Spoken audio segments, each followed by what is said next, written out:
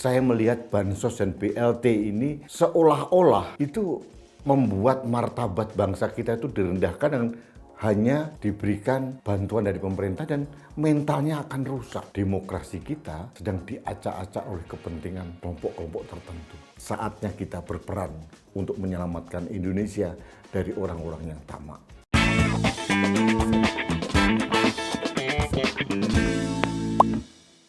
Halo sahabat Main TV, kita bertemu kembali dalam Rudy's Main. Sahabat Main TV, beberapa hari yang lalu pemerintah sudah meluncurkan bantuan sosial dan BLT.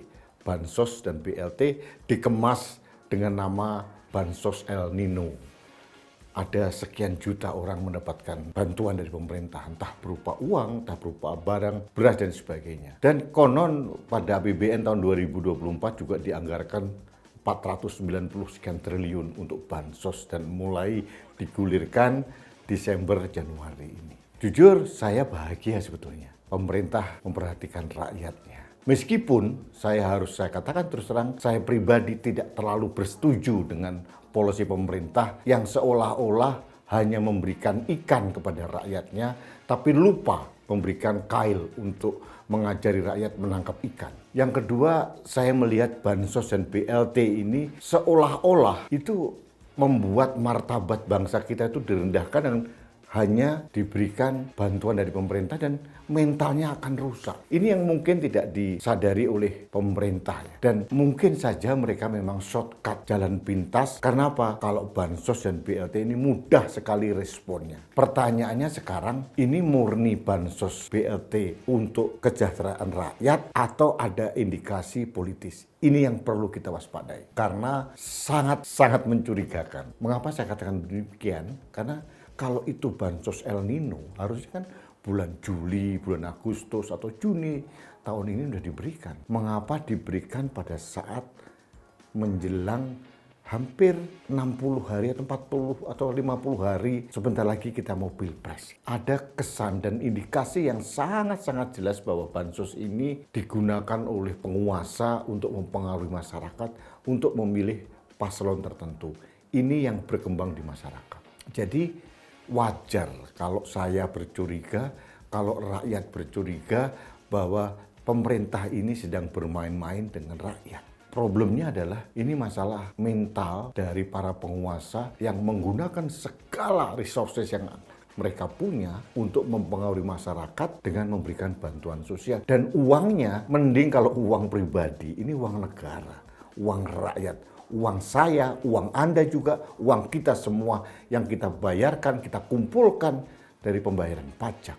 Ini sangat mengenaskan. Dan saya skeptis, apakah hal ini termonitor atau terendus oleh Bawaslu? Saya kok nggak yakin. Karena semua kekuatan yang ada, semua akses kekuasaan dipegang oleh kekuasaan yang paling tinggi dan digunakan untuk memenangkan paslon tertentu. Ini yang terjadi. Jadi saya bingung ini. Demokrasi kita sedang diacak-acak oleh kepentingan kelompok-kelompok tertentu. Dan konyolnya itu menggunakan dana negara. Dan objeknya adalah rakyat. Rakyat seolah-olah diberikan kemewahan, tapi sebetulnya bagi saya itu adalah menernakkan kemiskinan sebetulnya. Memelihara kebodohan masyarakat untuk menerima dengan tangan ke atas begini. Saya berpikir kalau pemerintah cerdas harusnya memberikan bagaimana rakyat bisa mengail ikan sendiri, menciptakan inkubator ekonomi, membantu masyarakat dengan mereka berusaha, membantu dengan tidak merendahkan martabat rakyat. Itu yang paling penting sebetulnya.